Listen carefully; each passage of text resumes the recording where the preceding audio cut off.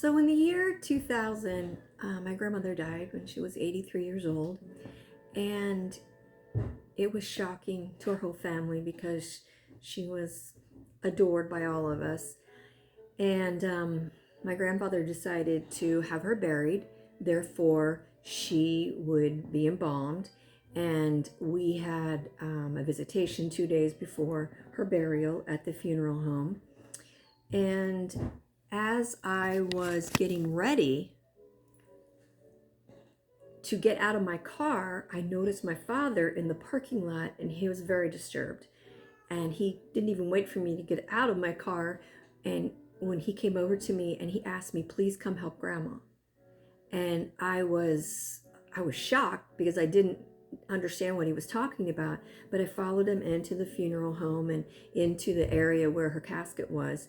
And she looked horrible. She didn't look like herself at all.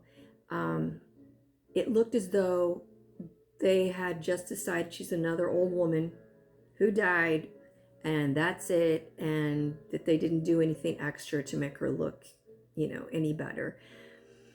My grandfather had given them a picture that was, it was old, and that's not good. When somebody dies when they're in their 80s, you can't give the funeral home a picture of them when they're 40 and expect it to work out okay. So, I mean, in their defense, I'm sure that the picture he gave them was not a current one.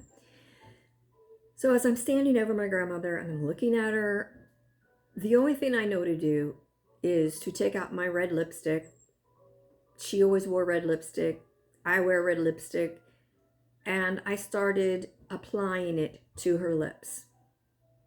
I now know that that's not a good thing to do because of the biohazards that are, that we deal with dead bodies. Even though she had been sanitized and embalmed, probably wasn't the best thing I could have done. But I used the lipstick also on her cheeks to make her cheeks, appear that like she had rouge on. And I attempted to comb her hair to get it out of this huge Elvis-like bouffant that they had sprayed it into. And then the most disturbing thing was that when she had been embalmed, they had not sewn up the embalming place on the clavicle with any special care. I mean, I'm a funeral director and I take great care in the stitches on a body, even though it's a dead body. Someone had not cared, they had just sewn it up very crudely, and then they hadn't even tried to hide it with the collar of her dress. So I pulled her dress around and sort of hid the stitches, and I did the best I could. Having said that, I am the only person that touched her that day. No one in my family could touch her. So that was upsetting to me also. So fast forward, 2 or 3 years, and I'm still wondering why this experience is sticking with me so much. And I decide to look into, what does it take to be a funeral director? Do I have to go to school? I already had a degree in fine arts. And so I started checking around, and I found out there was a junior college an hour from my house where I could indeed start studying to be a funeral director. So in the year 2007, I graduated from mortuary science school with a dual license in embalming and funeral directing. I've